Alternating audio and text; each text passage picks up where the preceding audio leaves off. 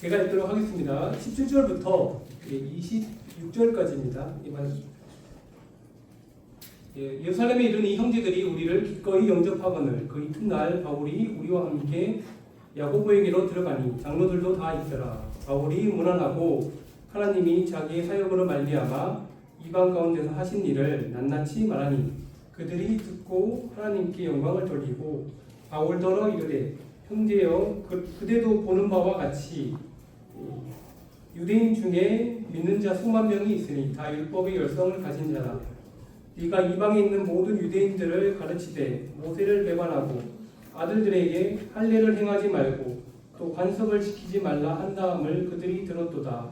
그러면 어찌할꼬 그들이 필연 그대가 온 것을 들으리니 우리가 말하는 이대로 하라.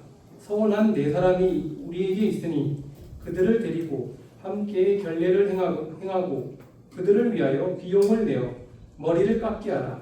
그러면 모든 사람이 그대에 대하여 들은 것은 사실이 아니고 그대도 율법을 지켜 행하는 줄로 알 것이라. 주를 믿는 이방인에게는 우리가 우상의 제물과 피와 목매어 죽인 것과 음행을 피할 것을 결의하고 편지하였느니라 하니 바울이 이 사람들을 데리고 이튿날 그들과 함께 결례를 행하고 성전에 들어가서 각 사람을 위하여 제사 드릴 때까지의 결례 기간이 만기된 것을 신고하니라. 오늘 말씀 조금 좀 어려울 수도 있을 건데요. 오늘 말씀의 주제는 여러분들 나를 겸손하게 만드는 복음, 나를 겸손하게 하는 복음이라는 주제로 오늘 말씀을 좀 나누도록 하겠습니다. 성도님들은 이 주제가 복음이죠. 복음, 그렇죠? 나를 겸손하게 하는 복음인데 성도님들은 우리 주 예수 그리스도의 복음을 듣고 믿은 다음에 구체적으로 내가 어떤 것이 변화되었다라고 한번 좀 구체적으로 좀 이렇게 기억나시는 부분이 있으십니까, 성도님들? 자신 있게 말할 수 있는 게 있으십니까? 내가 예수 그리스도 복음을 통해서 내가 삶이 구체적으로 어떤 부분이 변했다. 그게 좀 말하실 수 있으시겠죠, 그렇죠? 분명히 나타날 수 있었겠습니다. 그러니까 저는 제가 예수 그리스도를 믿고 복음을 듣고 구원받은 다음에 복음을 통해서 저를 변화시킨 것은 저는 이제 좀 사과할 줄 알았다는 것입니다, 성도님들이. 사실은 저는 구원받기 전에는요, 저는 이제 사과할 줄 모르는 사람이었어요. 남한테 미안하다고 말하는 그런 사람이 아니었어요, 성도님들. 어릴 적부터요. 그래서 제가 이걸로 좀 오늘 분위기가 약간 좀 조용해서 제가 그냥 제 예화를 조금 말씀드리도록 하겠습니다. 조금 상황극을 좀 더 곁들여서요. 그래서 제가 어릴 적에 제가 이 말씀을 드린 이유는 제가 우리가 아시다시피 초등학교 60, 80년 초등학교 때는요, 그렇죠? 그때는 국민학교였죠. 국민학교 때는 한 교실에 한 60명이, 그렇죠? 60명, 70명이 따닥따닥하게 이제 붙어 있었는데, 책상, 그죠? 나무 책상에, 나무 의자에, 그리고 이제 또 짝꿍이, 남자가 아니라 항상 남자, 여자, 그래서 이렇게 남자끼리 장난치지 말라고 항상 남자, 여자 이렇게 짝꿍을 이렇게 딱 붙여놨어요. 그렇죠? 60명이 따닥따닥 붙여놔서. 그래서 이제 책상 딱 하나씩 해놓고 가운데 뭐가 있죠? 그죠? 금 있죠, 그죠? 우리는 이제 경상도에서 사는 똥금이라고 그러는데, 여기 똥금을 딱 해놓고, 경계선을 딱 해놓고, 이제 여자 짝꿍이 특별히, 너 넘어오지 마라. 이제 이렇게, 넘어오면 너 죽는데, 이제 이렇게, 그런 식으로, 기억나실 겁니다. 70, 80년대 사셨던 우리 초등학교, 국민학교 했던 분들은, 그게 기억나실 거예요. 니 넘어오면 죽는데, 이렇게 되는데, 근데 그 사건을 바탕으로 제가 조금 좀 상황극을 조금 좀 해드리도록 하겠습니다. 근데 이제 제가 그것 때문에 좀 많이 변화가 되었거든요. 그 성격이. 그래서 제가 이제 초등학교 4학년, 5학년 때, 이제 경상도 분들 이제 사투리 잘 쓰시죠, 그렇죠? 경상도 분들 구미, 대구 분들, 부산 사람도 있는데, 저는 이제 경상북도 북부 지역, 이제 경상북도 영주시, 풍기읍, 거기 사투리로 조금 말씀드리면, 제가 초등학교 때 제 짝꿍이 이제 옆에 여자 짝꿍이 있었습니다. 제가 모르고 제가 실수로 제 팔꿈치가 그 똥금에 넘어왔어요. 그 여자친구가 니 먹고 왜 넘어왔노? 이게 되는 거죠. 내가 뭔데? 그래서 나 안 넘어왔다 이가. 이미 문디자 이거 니 너무하다 아이가 사과해라 이렇게 되는 거예요. 그래서 내가 왜 사과하노? 네가 사과해라. 이제 이렇게 됐습니다. 이렇게요.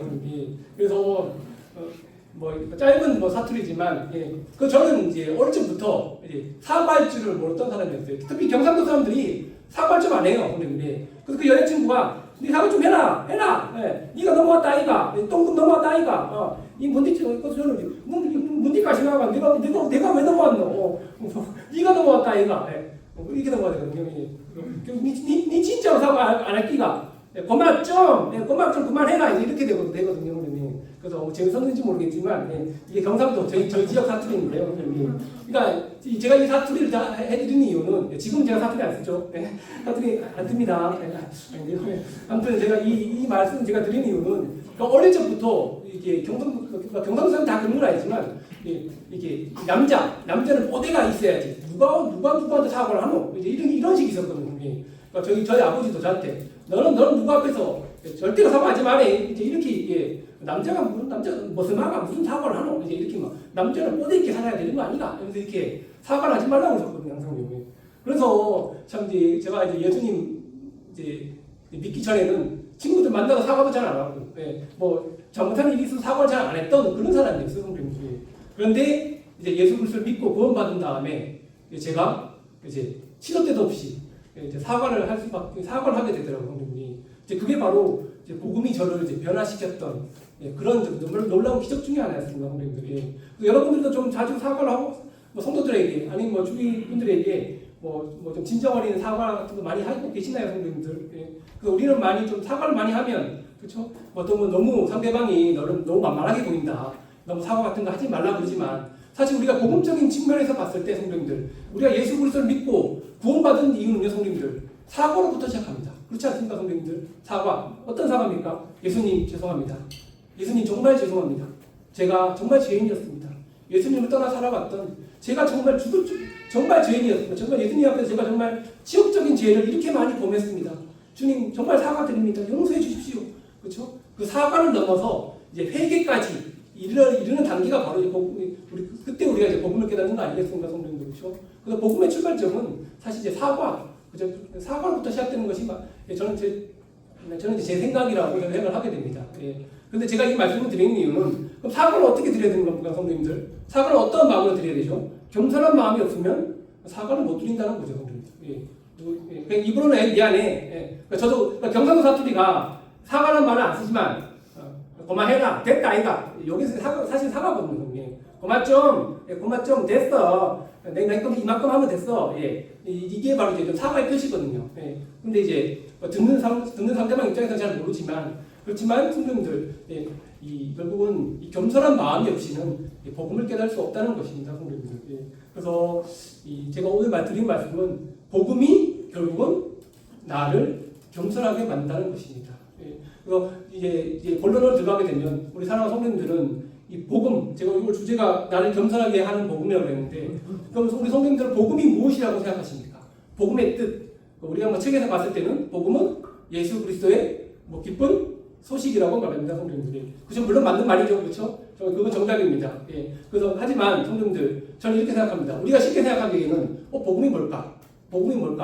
그러면 복음은 나를 천국 가게 하는구나. 죄인을 천국으로 보내는 기쁜 소식이다라고 우리는 생각할 수 있습니다. 하지만 그걸 뿐만이 아니라 더 중요한 것은 죄인을 하나님의 자녀로 삼으시는 하나님의 능력이며 그리고 동시에 구원받은 사람을 날마다 새롭게 변화시키는 하나님의 능력이라는 사실입니다. 그 안에 우리를 겸손하게 만든다는 것도 포함되는 것이죠, 우리들. 그래서 복음은요, 우리를 천국으로 보낼 뿐만 아니라 그걸로 끝나는 것이 아니라 복음은 우리의 성품도 바꾸고 우리의 가치관도 바꾸고 우리의 삶의 방식도 바꾸게 한다는 것입니다. 그렇지 않습니까? 인정하시죠, 성도님들? 그렇죠? 그래서 결국 복음을 믿는다는 것은 내가 그냥 예수님을 믿는다는 것으로 살아가는 것으로 끝나는 것이 아니라 예수님의 생명이 나의 삶을 다스리도록 내어드리는 것이 바로 우리가 복음 안에서 살아간다는 것의 그 의미라는 것입니다, 성도님들. 예수님의 마음이 내 마음이 되고, 그렇죠? 예수님의 성품이 내 삶을 통해서 드러내는 것이 바로 복음이 가장 큰 역할이라는 것입니다, 성도님들. 예. 그렇다면 제가 아까 말씀드린 예수님의 성품이 무엇일까요, 성도님들? 예수님이 성품이 내 성품이 된다는 말인데, 그럼 예수님의 성품이라는 것은 쉽게 말씀드리면 예수님은 은혜와 자비와 사랑의 하나님이십니다. 더 나아가서 예수님은 오늘 말씀의 주제처럼 겸손의 하나님이시라는 사실입니다, 성도님들. 그래서 우리가 다 아시다시피 우리가 복음을 얻게 된, 우리가 복음을 믿게 된, 우리가 복음 안에 살아갈 수 있게 된 그 출발점도 사실은 예수님의 겸손함 때문이었어요, 성도님들. 그렇지 않겠습니까, 성도님들? 예수님은 하늘의 영광을 버리시고 종의 형체를 입고 이 땅에 오셨습니다. 그렇죠? 죄 없으신 분이, 그렇죠? 이 죄의 자리에 서서 십자가에서 자신을 내어주셨습니다. 그리고 영광의 보좌를 떠나서 우리 주 예수님께서는 십자가의 수치를 그분이 직접 몸소 택하셨습니다. 그래서 우리가 지금 받은 구원은요, 성도님들, 예수님의 겸손으로부터 시작됐다고 해도 우리는 과언이 아닐 것입니다, 성도님들. 그래서 결국은 이 복음 안에서 깊게 살아가는 사람들, 복음을 깊게 경험한 사람들은 반드시 예수님의 겸손을 닮아간다는 것입니다, 성도님들이. 그래서 제가 아까 전에 그 말씀을 드렸다는 것이, 그래서 제가 제 예를 드렸다는 것입니다. 사과할 줄 몰랐던 사람이, 평생 사과할 줄 몰랐던 사람이 예수님의 겸손을 통해서 저도 다른 성도들에게, 다른 믿지 않는 사람들에게 진심으로 겸손한 마음으로 사과할 줄 아는 사람으로 내가 바뀌었다는 것입니다, 성도님들. 그래서 이제 오늘 본문 말씀을 보면 바울은 드디어 어디에 도착하죠? 예루살렘에 도착합니다. 그렇죠? 아주 긴 여정을 따라서, 그렇죠, 성도님들. 그래서 바울은 우리가 말씀 들으신 분은 아시겠지만 생명보다 사명을 택했고, 그렇죠? 그리고 생명을 다해서 교회를 사랑했고, 생명을 다해서 교회를 지켰습니다. 그리고 생명보다 죽음을 각오하고 지금 예루살렘으로 갔습니다. 그렇다면 바울이 이러한 결단을 할 수 있었던 이유는 무엇입니까, 성도님들? 그것은 바로 바울은 복음을 전한 사람이었을 뿐만이 아니라 복음이 그의 삶을 다스렸기 때문에 사도 바울은 생명을 다해서 죽음을 무릅쓰고 지금 예루살렘에 도착하게 된 것이었습니다, 성도님들. 이게 복음이 참 놀라운 거예요, 성도님들.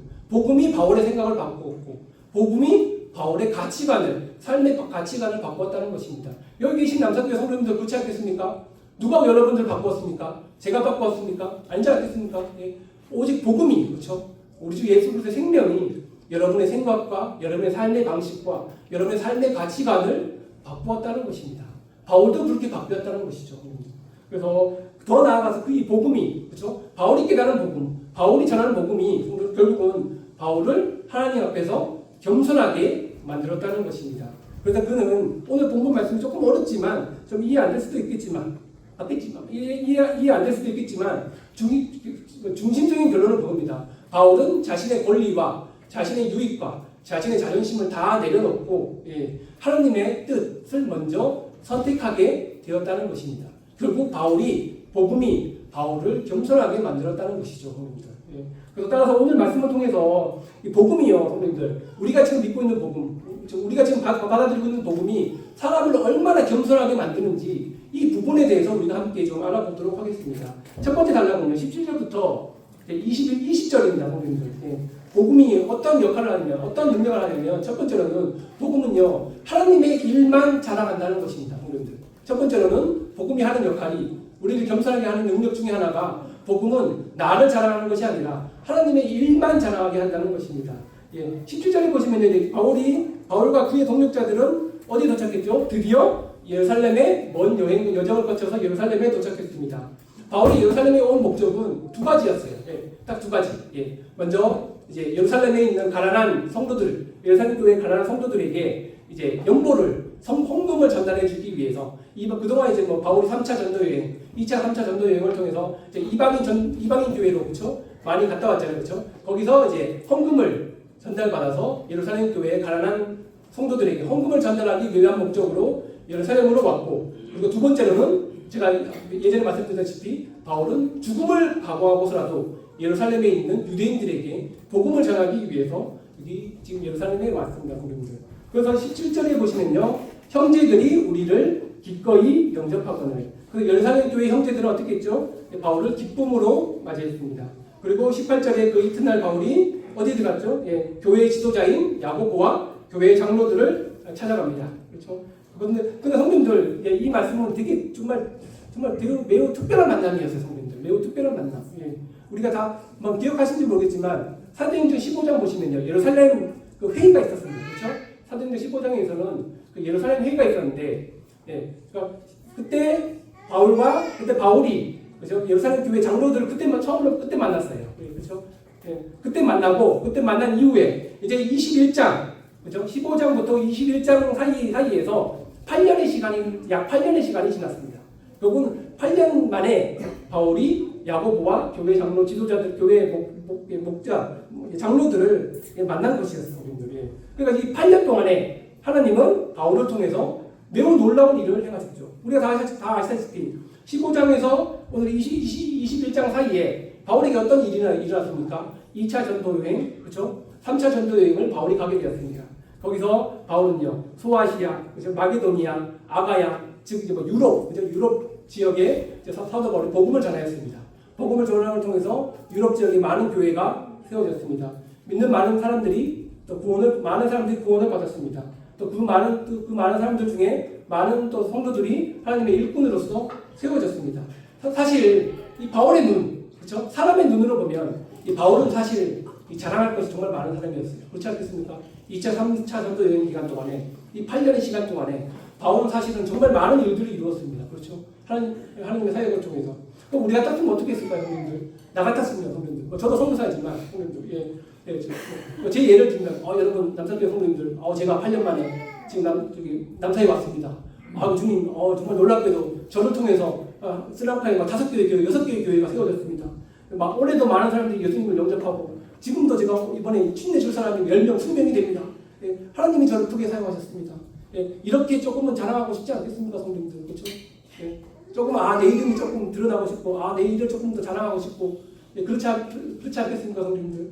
하지만 이 바울의 태도를 보시면요, 성도님들, 19절에 바울이 문안하고 하나님이 자기의 사역으로 말미암아 이방 가운데서 하신 일을 낱낱이 말하니, 바울의 태도를 보시기 바랍니다, 성도님들. 바울은 어떻게 좀 자랑하지 않았습니다. 자신을 자랑하지 않았어요.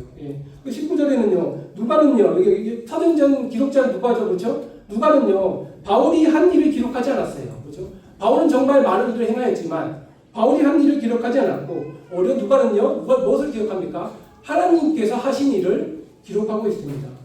바울 자신이 무엇을 했는가가 아니라, 성도님들, 여기서는 하나님께서 무엇을 하셨는가를 누가는 이렇게 기록하고 있다는 것입니다. 그래서 바울은요, 자신은 지금까지 이룬 모든 일들이 나의 뜻으로, 나의 노력으로, 나의 행위로 이루은 것이 아니라 하나님이 다 하셨다고 지금 바울이 고백하고 있는 것입니다, 성도님들. 그러니까 놀랍지 않습니까, 성도님? 이거 좀 놀라운 일이에요, 성도님들이. 이것이 바로 이 복음을 깊게 경험한 사람들만이 할 수 있는 고백이라는 것입니다. 그래서 복음을 깊게 경험한 사람, 복음 안에서 깊게 살아가고 있는 사람은요, 사람의 이름보다, 내 이름보다 하나님의 이름이 높아지는 것을 원한다는 것이죠, 성도님들. 그래서 사랑하는 성도님들 한번 생각해 보십시오. 약 8년의 시간이 지났다고 저는 지금 말씀드렸어요. 바울이 예루살렘 교회 장로들을 만난 지가 약 8년 만에 만났어요, 성도님들. 그러니까 성도님들 한번 생각해 보십시오. 그냥 8년이나 시간이 지나면 강산도 변하고, 그렇죠? 산도 변하고, 세상도 막 변합니다. 세상도 변하는데 사람도 변하지 않겠습니까, 성도님들? 8년이 지나면 사람도 변합니다. 크리스찬도 지금 12살이지만 8년 지나면 20살이에요. 귀도 엄청나게 크고, 소녀가 되고 있어. 이제는 처녀예요, 처녀. 그래서 지금은 소녀지만 8년 지나면 처녀입니다, 처녀 성도님들. 그렇죠? 이제 그렇다면 성도님들, 우리도 어떻겠습니까, 성도님들?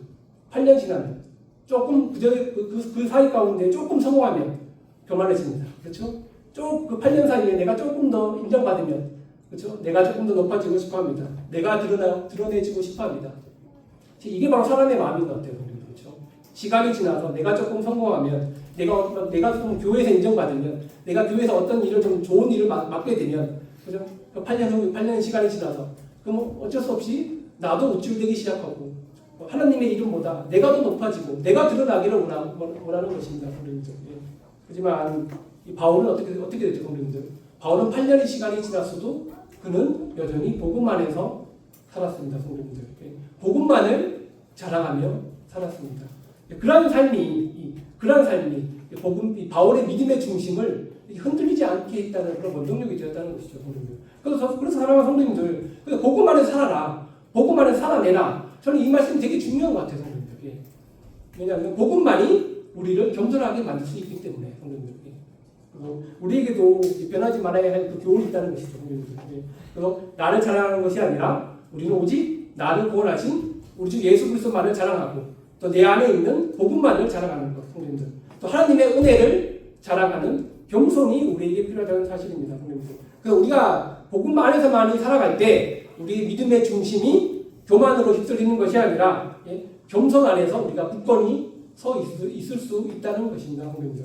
그래서 성도님들, 우리는 정말 실제적으로 요즘도 지금도 교만이라는 시험을 우리는 지금도 마주하며 살아가고 있어요, 성도님들. 그래서 한번 실제적으로 한번 생각해 보십시오. 우리는 지금 교회에서 많은 성도들이 지금 교회의 직분을 감당하고 있습니다. 교회에서 봉사하고 있습니다. 교회에서 헌신하고 있습니다. 그렇죠? 또 교회에서 앞장서서 정말 드러내서 일하시는 분들도 있습니다, 성도님들. 그러다 보면 자신도 모르게 사람의 인정을 바랄 수밖에 없는 상황이 있지 않겠습니까, 성도님들. 그렇죠? 내가 지금 이렇게까지, 내가 지금 몇 년 동안, 수십 년 동안 내가 지금 이렇게 열심히 했는데, 내가 사람들 보이는 곳에서 내가 정말 열심히 일을 했는데, 누가 하나 나를 칭찬해 주는 사람이 없네. 누가 하나 나를 인정해 주는 사람이 없네. 그렇죠? 내 수고를 정말 알아주면 좋겠는데, 그렇죠? 누군가가 나를 칭찬해 줬으면 좋겠는데, 그렇죠? 내가 한 일을 정말 누가 좀 기억해 줬으면 좋겠는데, 이런 마음이 우리 안에 자리 잡을 수 있다는 것입니다. 하지만 복음은요, 복음은 어떤 역할을 합니까? 우리를 드러내는 것이 아니라 우리를 십자가 앞으로 데려간다는 사실입니다. 십자가 앞으로. 우리 한번 십자가에 대해서 한번 생각해 보십시오. 십자가 앞에 서면 우리가 자랑할 것이 있겠습니까, 성도님들? 십자가 앞에 서면 우리를 드러낼 수 있겠습니까? 십자가 앞에 서면 우리의 의의를 나타낼 수 있겠습니까, 성도님들? 그럴 수 없죠, 성도님들. 그렇죠?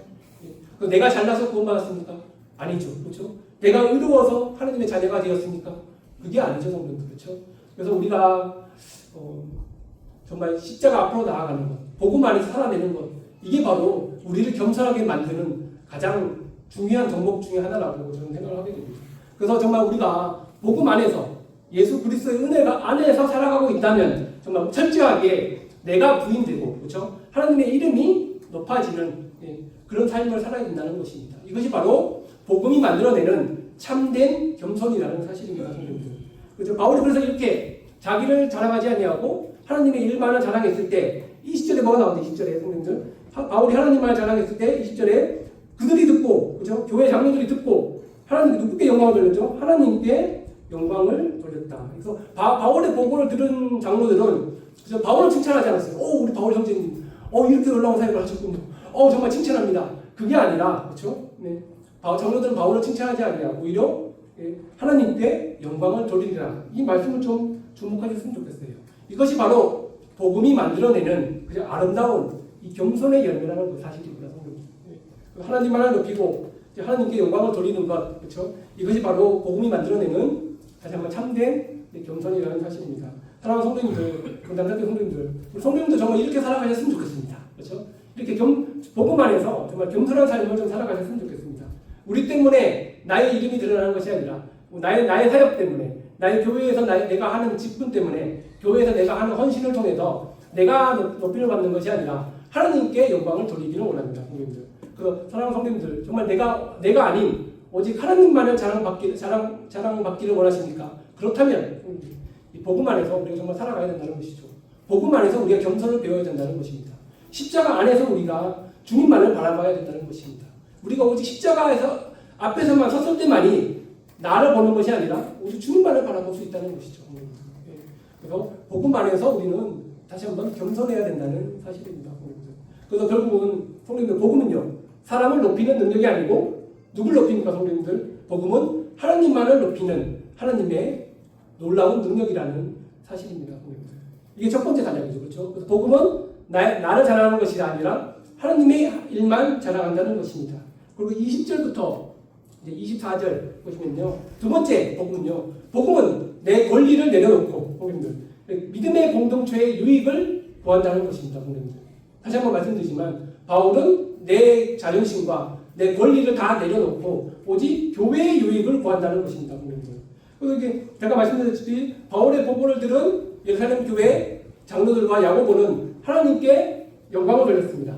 아주 놀라웠죠. 아주 기쁜 소식이었죠. 아주 기쁨으로 넘쳤습니다. 그런데 아쉽게도 그 기쁨의 그 분위기는 오래 가지 못했어요. 예. 왜냐하면 곧바로 그 이후에 곧바로 좀 해결해야 할 문제가 좀 있었어요. 예. 그게 뭐냐면 20절에 나오죠. 20절에 하나님께 영광을 돌리고 바울더러 이르되 형제여 그대도 보는 바와 같이 유대인 중에 믿는 자 수만 명이 있으니 다 율법의 열성을 가진 자라 라고 했어요. 성경이. 네가 이방에 있는 모든 유대인들을 가르치되 모세를 배반하고 아들들에게 할 일을 행하지 말고 또 관습을 지키지 말라 한다 함을 그들이 들었다. 그러니까 유대인 성도들도 포함되겠죠. 그들이 들었다 라고 했어요. 예. 그러니까 형님들 예루살렘 교회에는 다시다시피 많은 믿는 유대인 신자들이 거기 거하고 있었습니다. 형님들. 그들은 예수님을 믿고 구원받았지만 그들은 여전히 이제 율법을 귀하게 여기면서 살아가고 있었어요. 그렇죠? 율법을 버리는 게 아니라 율법을 지키면서 살아가는 것이 아니라 그러니까 율법을 귀하게 여기면서 율법의 관습도 지키고 율법의 예식도 지키면서 그러면서 예수님을 섬기던 그런 유대인들 신자들이 있었어요. 예. 그런데 이들 가운데서 바울에 대한 좋지 않은 소문이 퍼져 있었습니다. 그 소문이 무엇이었습니까? 21절에 보면 바울은 모세를 배반하도록 가르쳤다. 그리고 유대인들에게 할 일을 행하지 말라고 가르쳤다. 그렇죠? 그리고 유대인들의 관습, 율법 관습을 지키지 말라고 바울이 가르쳤다라는 그런 오해를 좀 받고 있었어요, 성도님들. 예. 근데 성도님 이게 사실입니까, 성도님들? 바울이 정말 이렇게 소문을 이렇게 가르쳤습니까? 사실 이 사실은 거짓이었죠, 그렇죠? 예. 이 소문은 모두 사실이 아닙니다, 성도님들. 바울은 우리 다 아시다시피 바울은 율법을 무시한 사람도 아니었고, 그렇죠? 바울은 율법을 버리라고 한 사람도 아니었습니다. 단지 바울은 이런 율법을 지키는 것이 구원의 조건이 되지 않음을 강조하기 위해서, 예, 그렇죠? 그 율법과 구원은 관계가 없다라는 것을 가르치고 있었다는 것이었죠, 성도님들이. 근데 이러한 소문이 근데 왜 퍼지게 됐을까요, 성도님들? 유대인들 가운데서 바울은 지키지 말라, 율법을 지키지 말라, 율법을 버려라. 그러니까 바울이 이제 이방 선교를 통해서 이제 많은 교회가 세워지고, 이제 많은 믿는 자들이 이제 막 세워지지 않았습니까? 그러면서 유대인 바울은요, 바울은 율법을 무시하는 사람이다라는 이제 오해의 소문이 이제 그 예루살렘 주위에 엄청 퍼지게 되었습니다, 성도님들. 예. 그래서 바울의 가르침이 예루살렘 안에서는 과장되어서 전해진 것을 우리는 볼 수 있습니다. 그래서 바울 야고보가 이런 문제가 있으니까, 이런 오해가 있으니까, 그렇죠? 제가 말씀드린 오해라는 말씀에 주목해 주십시오. 오해. 이런 오해가 있으니까 야고보가 바울에게 한 가지 제안을 합니다. 22절이죠. 22절. 그러면 어찌할꼬? 야고보가 곰곰이 생각합니다. 어떡하죠? 바울 형제님에 대한 이런 오해가 예루살렘에 너무 많이 퍼져 있습니다. 형제님은 율법을 버리라고 하지도 않았는데, 근데 우리 예루살렘 교회 안에서는 예루살렘 유대인 신자들은 형제님에 대해서 너무 많은 오해를 하고 있어요. 이거 어찌할까요? 이거거든요. 이 문제를 어떻게 처리할까요? 형제님을 그냥 예루살렘에 그냥 놔두면 분명히 유대인 성도들이 와서 형제님을 괴롭힐 텐데, 그럼 예루살렘 전체가 소동이 일어나서 난리가 날 텐데, 이러면 어찌할꼬? 근데 이러면 어찌할꼬? 이 뜻이거든요. 이러면 어찌할까요?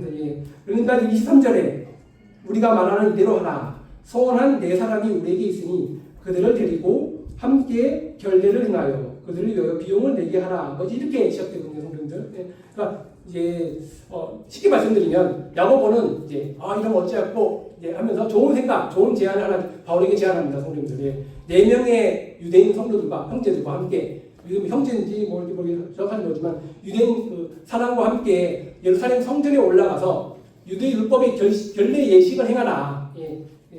그렇다면 유대인 성도들이 형제님의 행하는 행동을 보고 오해를 풀 수 있을 것입니다. 라고 했습니다. 그러니까 야고보는 성도님들 바울의 사역과 바울이 전한 복음이 잘못됐다고 말하지 않았어요. 형제님이 사도 바울이 행하는 전파하는 복음이 다 옳다고 야고보는 알고 있었습니다.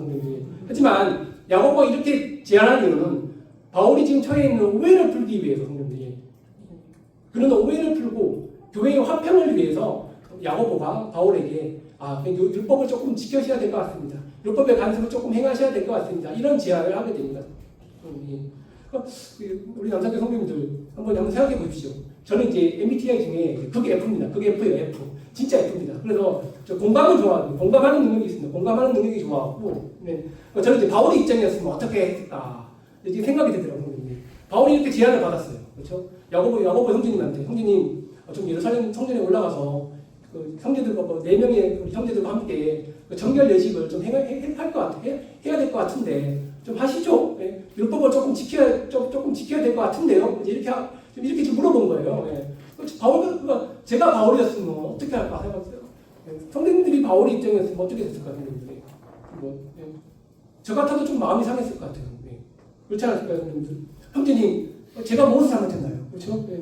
형제님, 그 소문은요, 정말 다 거짓으로 꾸미는 소문 아니에요. 예. 그것은 저를 모함하기 위한 소문 아니었습니까? 예. 저는 그런 적이 한 번도 없어요. 저는 그런 말을 한 적도 한 번도 없어요. 저는 그런 가르침을 전한 적도 한 번도 없어요. 제가 왜 이런 대우를 받아야 됩니까? 제가 왜 이런 부당한 대우를 받아야 됩니까? 형님, 저는 정말 억울합니다. 저는 정말 그 예루살렘 성전에 못 갑니다. 예. 저는 율법과 상관없이 구원받는 그 진리를 저는 붙들고 있습니다. 예. 저는 정말 억울해요. 예. 제가 왜 이런 대우를 받아야 되는지 이해를 못하겠어요. 예. 저라면 그랬을 것 같아요, 성도님. 정말 억울했을 것 같아요, 성도님. 근데 그렇지 않습니까, 성도님들? 충분히 억울할 수 있습니다. 그렇죠?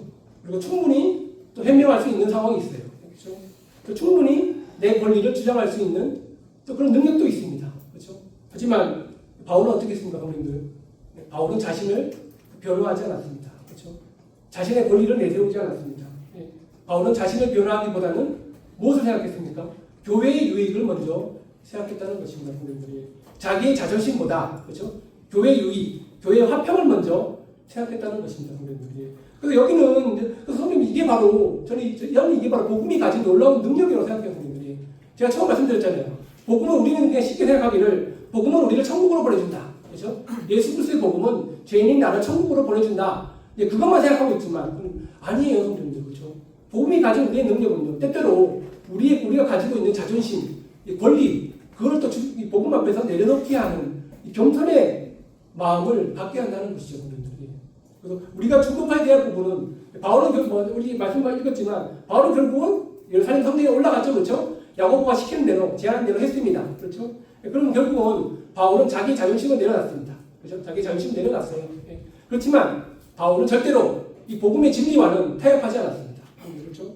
그렇지만 공동체의 유익을 위해서, 이 교회의 유익을 위해서 자기 자신을 겸손하게 낮추었다는 것입니다, 성도님들. 이것이 바로 복음이 사람을 겸손하게 하는 능력이라는 사실입니다, 성도님들이. 그리고 오늘날도 우리도 참 이런 균형을 좀 배워야 될 것 같아요. 균형 감각을, 성도님들이. 어떻게 하면 교회의 유익도 구하고 나의 자존심도 낮출 수 있는 그런 교회의 유익되는 방법을 우리는 좀 찾아야 된다고 생각을 하게 됩니다, 성도님들이. 그래서 한번 실제적으로 어떠한 교회들은요, 성도님들이 화평이라는 이유로, 교회 안에서 화평을 지키자는 이유로 진리를 포기하는 경우가 있어요, 성도님들이. 실제적으로 제가 말씀드리면 어떤 믿지 않는 사람과 결혼을 하지 말라, 그렇죠? 그런 말씀이 정확하게 있죠, 성도님들. 그렇죠? 이건 말씀의 진리입니다, 그렇죠? 그런데 어떤 교회에서는 믿지 않는 사람과 결혼한 형제 자매들을 교회에서 그냥 받아들였어요. 왜냐? 교회에서 안 받아들이면 형제 자매가 상처받고 교회에 안 나온다. 이렇기 때문에 우리 형제 자매 살리자. 그런 입장에서 그래 받아들입시다. 이렇게 됐어요. 그럼 이거는 어떻게 됐습니까, 성도님들? 진리를 포기하는 것이죠, 성도님들. 그렇죠? 교회의 화평은 얻었지만 진리를 포기한 것이죠, 성도님들이. 그리고 또 반대로 어떤 교회는 진리를 너무 전파한 나머지 성도님들이 사랑을 잃어버립니다. 그렇죠? 이건 좀 예민한 말씀이지만 예를 들면 떡과 잔에 한 잔과 한 떡에 참여하는 문제에 대해서, 그렇죠? 이건 그렇게 본질적인 문제는 아니지만 이걸로 교회가 막 서로 좀 갈등이 있고, 그렇죠? 좀 문제가 일으키고, 그걸로 우리 이 교회 안 본다, 이 교회 다시는 안 쳐다본다, 이 교회 절대로 교제 안 한다, 그렇죠? 여러분 결국 진리는 지킬지 몰라도 교회 간의 교제와 사랑을 잃어버리게 되는 것이죠. 그래서 바울은 어떻게 됐죠? 둘 다 지켰습니다, 그렇죠?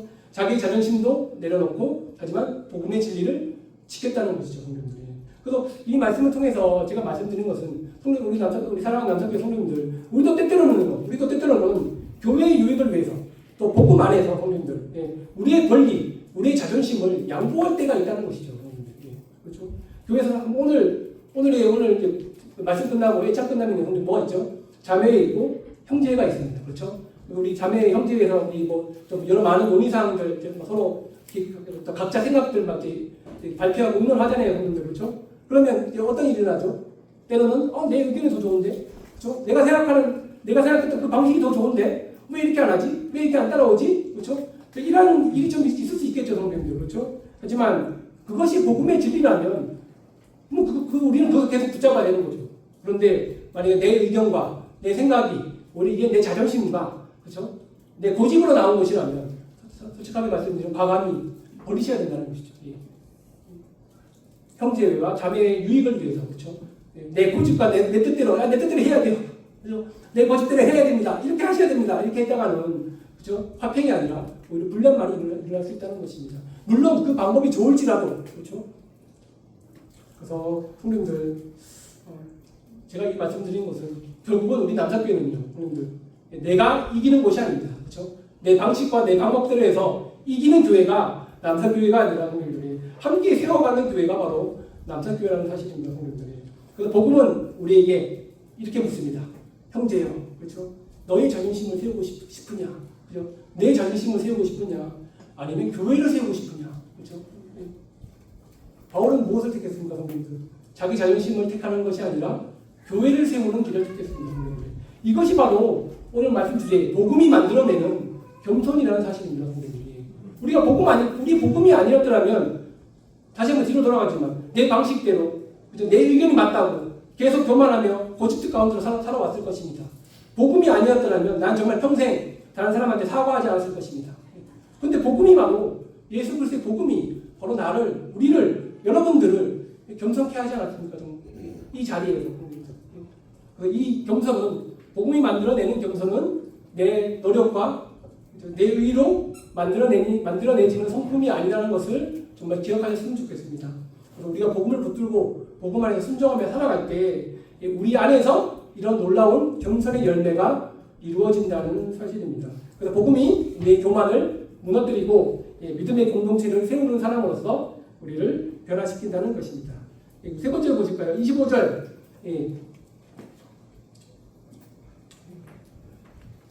복음은 하나님의 일을 자랑한다고 말씀드렸습니다. 그리고 복음은 내 자존심과 내 권리를 버리고 믿음의 공동체, 교회의 유익을 위한다고 말씀드렸습니다. 마지막으로 복음은요, 예수님의 겸손을 담게 한다는 것입니다.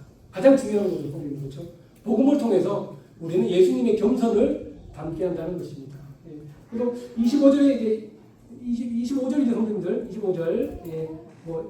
읽지 않겠습니다, 성도님들.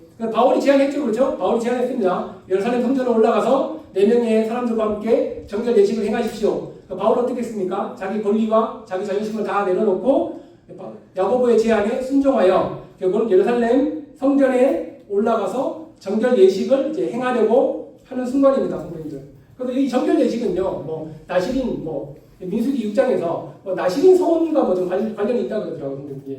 그래서 저는 이제 이 말씀 좀 길어서 말씀을 안 드리겠지만, 성도님들이 그래서 이 야고보는 바울에게 이제 부탁을 합니다, 그렇죠? 정결 예식을 행하면서 25절에 주를 믿는 이방인에게는 우리가 우상의 제물과 피와 목매어 죽인 것과 음행을 피할 것을 결의하고 편지하였느니라 하니 라고 나와 있습니다. 그래서 이방인 그리스도인들에게 우상의 제물과 목매어 죽인 것을 먹지 말고 음행을 피하라 라고 야고보가 이제 바울에게 부탁을 하고 있습니다. 성도님들. 그래서 여기서 음행은요, 성도님들 성적인 음행도 있지만 그러니까 우상 신전 그 당시 바울이 이제 사역하던 당시에 우상 신전이 많이 있었지 않습니까? 그렇죠? 이방인들이 그 많은 우상 신전에서 우상 창기들, 그죠? 그런 성적 의식을 통해서 자신들의 신한테, 자신이 섬기는 신한테 이제 기쁨을 주는 그런 예식이거든요, 성도님들. 그게 바로 여기서 이제 음행이라고 나와 있는데 그런 견해가 있습니다, 성도님들. 그래서 이제 근데 중요한 것은 성도님들 이런 것을 피할 때 우리가 구원받는 것입니까, 성도님들? 이런 것을 안 해야지만 우리가 구원받는 것입니까? 이제 그게 아니죠, 성도님들. 그렇죠? 그래서 은혜로 구원받는 성도들은요, 우상 숭배와 성적 부도덕함을 떠나서 거룩한 삶을 살아야 된다는 의미로서 이게 25절에 기록되어 있습니다, 성도님들. 그래서 제가 이 말씀을 주목하는 이유는 성도님들, 우리 사랑하는 성도님들도 저는 이제 이 바울이 했던 이 모든 행동을 좀 기억했으면 좋겠어요, 성도님들. 바울은 복음 안에서 자신을 자랑하지 않았습니다. 자신을 드러내지 않았습니다. 그렇죠? 바울은 복음 안에서 자신의 권리와 자신의 자존심을 다 내려놓았습니다. 바울은 복음 안에서 정말 겸손한 사람이 되었습니다. 그렇다면 이 놀라운 겸손을 보여준 바울, 그럼에도 불구하고 우리는 바울보다 더 위대한 분을 바라봐야 된다는 것이죠. 그 위대한 분이 누구십니까, 성도님들? 바로 예수 그리스도 아니겠습니까, 성도님들? 예. 바울이 이렇게 살아갔던 이유는, 바울이 이렇게 겸손한 삶을 살아갔던 이유는 예수님을 닮아갔기 때문입니다, 성도님들. 우리가 다 아시다시피 예수님도 자신의 모든 권리를 다 내려놓으셨습니다, 그렇죠? 우리가 아다시피 예수님은 하나님의 아들이셨습니다. 예. 하나님은 온 우주의 만왕의 왕이셨습니다. 모든 천사들에게 경배를 받기에 합당하셨던 분이셨음에도 불구하고, 그렇죠? 우리를 구원하시기 위해서 예수님께서는 자신의 신적 권리를 다 내려놓았다. 그렇죠? 다 내려놓으시고 이 땅에 내려오셨습니다. 그러니까 빌립보서 2장 5절 말씀에 아주 짧은 말씀이죠. 그렇죠? 오히려 자기를 비워 종의 형체를 가지사. 그래서 이 말씀, 짧은 말씀 한 구절도 예수님이 정말 겸손하셨다. 정말 겸손한 분으로 이 땅에 오셨다. 그걸 우리가 기억할 수 있죠, 성도님들이. 예수님 지신 십자가를 한번 생각해 보십시오, 성도님들. 우리를 위해서, 우리의 죄를 용서하시기 위해서 예수님이 지신 십자가를 한번 생각해 보십시오. 한번 예수님께서 우리를 위해서 십자가를 지셔야 할 합당한 이유가 있습니까, 성도님들? 그분이 왜 십자가를 짊어져야 됩니까, 성도님들? 우리가 짊어져야 되지 않겠습니까, 성도님들? 오히려 예수님께서는 사람들에게 오히려 찬양과 경배와 영광을 받으시기에 합당하신 분 아니십니까, 성도님들? 하지만 우리의 구원을 위해서, 우리의 속죄를 이루기 위해서 예수님은 하나님의 아들이 누리실 그 큰 영광과 특권을 모두 다 자발적으로, 그렇죠? 자발적으로 내려놓으시고 종의 형체를 입고 이 땅에 내려오셔서 십자가에서 자신의 몸을 다 내어놓으셨습니다. 더 나아가서 예수님 죽기 전에 어떤 상황을 받으셨습니까? 예수님은 억울한 재판을 당하셨죠. 그렇죠? 그렇죠? 억울한 재판도 당하셨습니다. 거짓 증인들에게 모함도 당하셨고, 사람들에게 침뱉음도 당하셨고, 조롱도 당하셨습니다. 그리고 결국 십자가에서 애매한 고난으로 못 박히셨습니다. 하지만 그럼에도 예수님이 자신을 변호하셨습니까? 예수님 자신을 변호하지 않으셨어요. 그렇죠? 절대로 자신을 변호하지 않으셨어요. 예수님이 잡히셨을 때 그 말씀 기억하시죠? 마태복음에 예수님이 잡히셨을 때 이 말씀하셨죠. 예수님께서 내가 내 아버지께 구하여 12군단 되는 더 많은 천사들을 보내어 너희들을 심판할 수 있는 능력이 나한테 없는 줄 너는 알지 못하느냐. 그렇죠? 그럼에도 불구하고, 그런 능력을 갖고 계심에도 불구하고 예수님은 겸손의 마음으로 자신을 변호하지 아니하고 십자가에서 순종하셨다. 겸손의 마음을 보셨다. 그래서 자신을 죽이려고 했던 사람들을 지금 당장 심판할 수 있는 그런 권능의 하나님이셨음에도 불구하고 예수님은 겸손의 자리에 앉으셨다는 것입니다. 그럼에도 예수님께서는 자신의 머리를 모두 내려놓으시고 십자가의 길, 죽음의 길을 택하셨습니다. 우리의 영혼을 위해서, 그렇죠? 우리 남성교회 성도들이 모두 다 주 안에서 하나가 되기 위해서 하나님이신 예수님이 겸손해지셨습니다. 이것이 바로 우리 성경에서 말씀되어 있는 복음 아니겠습니까, 성도님들? 그렇죠? 참된 복음 아니겠습니까? 그래서 그런 성도님들, 제가 지금 이 예수님의 모습, 그렇죠? 이 말씀을 통해서 바울의 모습이 이제는 이해가 되지 않겠습니까, 성도님들? 바울이 왜 이렇게 했지? 바울이 왜 자신의 머리를 다 내려놓았지? 바울이 왜 자신의 자존심을 다 내려놓았지? 바울이 왜 하나님의 일을만 자랑했지? 이제 이해가 되지 않겠습니까, 성도님들? 바울은 지금 예루살렘에서 지금 거의 죽어가는 상황이죠, 성도님. 그렇죠? 그럼에도 불구하고 바울은 지금 예수님의 겸손을 담고 있다는 사실입니다. 성도님들, 우리도 지금 이제 살아갈 날보다 죽을 날이 더 많아요, 성도님들. 이제 그렇죠? 죽을 날이 더 많이 있어. 죄송합니다. 죽음이라는 얘기가 자꾸 꺼내야 되지만. 그런데 죽는 것이 중요한 것이 아니라 바울도 죽을 날이 얼마 남지 않았어요. 그런데도 불구하고 바울은 계속 겸손을 담고 있다는 것입니다. 예수님의 겸손을 위해서. 저도 바울처럼 그렇게 살고 싶습니다, 성도님들이. 정말. 언제 죽을지는 모르지만, 언제 하나님 앞에 나갈지 모르지만, 제가 바라는 것은 계속 예수님의 겸손을 닮아가는 것. 저도 그런 바람이 있습니다, 성도님들. 자신을 비우고, 자신을 낮추고, 자신의 권리를 포기하고, 그런 삶이 바로 이 예수님 생명 안에서 바울을 통해서 나타나고 있다는 사실입니다, 성도님들. 그래서 사랑하는 성도님들, 우리도 지금 어떤 세상 속에서 지금 살아가고 계십니까? 남자교회 성도님들. 어떤 세상 속에서 우리가 지금 살아가고 계십니까? 그 세상은 우리도 지금 끊임없이 우리를 유혹하고 있지 않습니까, 성도님들? 형제여, 너의 권리를 주장하라. 그렇죠? 형제여, 너 먼저 생각해라. 다른 사람 신경 쓰지 마라. 너의 이익을 먼저 챙겨라. 그렇죠? 형제여, 당신이 손해 보면 안 된다. 네가 먼저 유익이 되어야 된다. 그렇게 세상이 우리를 유혹하고 있지 않겠습니까, 성도님들? 다른 사람 신경 쓰지 말고 너만 생각해라, 성도님들이. 하지만 예수님이 뭐라고 말씀하십니까? 자기를 부인하고 십자가를 지고 가라. 자기를 부인하고 겸손의 길을 가라. 이게 바로 복음이 말씀하고 있는 참된 겸손이라는 사실입니다, 성도님들. 그러니까 복음은 우리를 높이라고 말하지 않아요, 성도님들. 그렇죠? 복음은 또 우리를 낮추라고 말하지 않아요. 일부러 낮출 필요도 없죠, 성도님들. 그렇죠? 복음은 오직 누구만을 바라보라고 말합니까? 오직 예수님만을 바라보라고 합니다. 예수님만이 바라볼 때 우리가 저절로 겸손해질 수밖에 없어요, 성도님들. 그렇죠? 우리가 일부러 겸손해져서도 안 됩니다. 그렇게 될 수 없습니다. 예수님만을 바라볼 때, 예수님의 십자가만을 바라볼 때, 그 안에서 우리가 굳게 서 있을 때 우리는 복음 안에서 겸손해질 수 있다는 사실입니다, 성도님들. 그래서 복음이 나를 겸손하게 만들 때 교회의 질서가 바로 서고, 그렇죠? 교회가 나를 겸손하게 만들 때 이 교회 안에서 사랑이 넘친다는 사실입니다. 그렇죠, 성도님들? 인정하십니까, 성도님들? 그렇죠? 복음이 나를 겸손하게 만들 때 교회 전체가 모두 다 하나님께 영광을 돌린다는 사실입니다. 그래서 우리 노력으로 겸손해질 수 없습니다. 그렇죠? 환경이 아까 말씀드렸죠. 우리는 환경이 조금만 바뀌어도 우리는 쉽게 교만해져요. 그렇죠? 환경이 조금 편해지면 우리는 교만해질 수밖에 없는 사람이에요, 성도님들. 하지만 십자가를 바라보는 사람은 다릅니다. 그렇죠? 십자가를 바라보는 사람은 달라집니다. 십자가를 또 하나님의 은혜를 기억하는 사람도 달라집니다. 예수님만 바라보는 사람도 달라진다는 것이에요, 성도님들. 그래서 복음만이 우리를 날마다 예수님의 겸손을 닮게 한다는 사실입니다, 성도님들. 결론을 말씀드리고 마치도록 하겠습니다. 26절의 마지막입니다.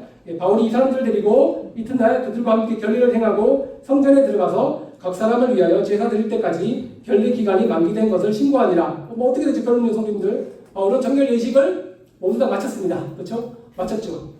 그럼 이제 복음이 이루어낸 겸손을 바울이 직접 몸소 보여주었습니다. 그렇죠, 성도님들? 그렇죠? 이게 자랑은 아니지만 결론이 딱 들어갑니다, 성도님들. 그래서 복음을 깊이 경험한 사람은요, 성도님들, 이 바울과 같은 이런 놀라운 변화가 일어납니다. 우리에게도 저는 일어날 수 있다고 생각합니다. 우리에게도 바울과 같은 겸손이 우리에게도 충분하게 겸손한 사람으로 바뀔 수 있다고 저는 생각을 하게 됩니다, 성도님들. 복음은 사람을 변화시키기 때문입니다. 제가 아까 다시 한번 말씀드리지만 복음은 우리를 천국으로 보내는 것을 끝내는 것이 아니에요, 성도님들이. 어떤 분들은 그걸로 그 열매만 딱 따먹고 끝내는 사람이 있어요, 성도님들. 그렇죠? 예수님을 믿는데 믿는 걸로 끝내고 그 이후로 변화가 안 돼요. 그렇죠? 그거 좀 안타깝죠, 성도님들. 그렇죠? 그렇지만 복음의 능력은요, 그걸로 끝내는 것이 아니라 구원만 하는 사람을 구원만 하는 것이 아니라 거룩한 삶, 변화된 삶, 그렇죠? 하나님께 영광을 돌리는 삶, 더 나아가서 겸손한 삶으로 바뀐다는 것입니다. 그래서 복음은 하나님만을 자랑하고 자신의 권리를 주장하는 것이 아니라 여러분들 믿음의 공동체, 우리 남산교회의 유익을 먼저 생각한다는 것입니다. 결국 마침내, 그렇죠? 이런 복음의 결론은 마침내 우리는 예수님을 닮아간다는 사실입니다. 우리 사랑하는 남산교회 성도님들, 우리 성도님들 모두 다 지금 예수님을 정말 잘 닮아가고 계십니까, 성도님들? 정말 복음 안에 살아가고 계십니까? 복음에 순종하며 살아가고 계십니까? 복음 안에서 살아내고 계십니까? 그렇게 살아내고 계신다면 그럼 정말 여러분들은 그 안에 조금씩 겸손의 변화가 일어날 것입니다. 그래서 바울은 자신의 옳음을 증명하지 않았죠. 그렇죠? 바울은 자신의 옳음을 증명하지 않았어요. 오히려 바울은 자신의 옳음을 증명하는 것이 아니라 복음을 드러냈고, 그렇죠? 겸손의 삶을 택하였습니다. 그래서 사랑하는 우리 성도님들, 정말 겸손한 사람이 되고 싶습니다. 정말 겸손한 사람이 되고 싶지 않으세요, 성도님들? 하나님 앞에서 정말 낮은 사람, 하나님 앞에서 정말 낮고 낮은, 정말 겸손한 사람이 되고 싶지 않으십니까, 성도님들? 그렇다면 자신을 바라보는 사람이 아니라, 자신을 더 많이 바라보는 사람이 아니라 더 깊이 복음 안에서 살아내는 사람이 되어야 된다는 사람입니다. 복음 안에서 정말 우리가 더욱더 깊이 거하는 사람이 되어야지만이 우리가 겸손한 사람이 될 수 있다는 것입니다. 나를 바라보지 마시고 십자가를 바라보시기를 바라겠습니다. 이럴 때 복음 안에서 나는 작아지고 그리스도는 더욱더 높아질 것입니다. 그래서 복음은요, 다시 마지막으로 말씀드립니다. 나를 높여주는 능력이 아니라, 그렇죠? 나를 낮추어 그리스도를 높이게 하는 하나님의 능력이라는 사실입니다. 그래서 나를 이 변화시키는 이 복음, 그렇죠? 나를 이 겸손하게 만드는 이 복음 안에서 나는 낮아지고 오직 예수 그리스도가 많이 높아지며 예수님의 겸손을 닮아가는 우리 남산교회 모든 성도님들이 되기를 주 예수 그리스도 이름으로 축원합니다. 감사합니다.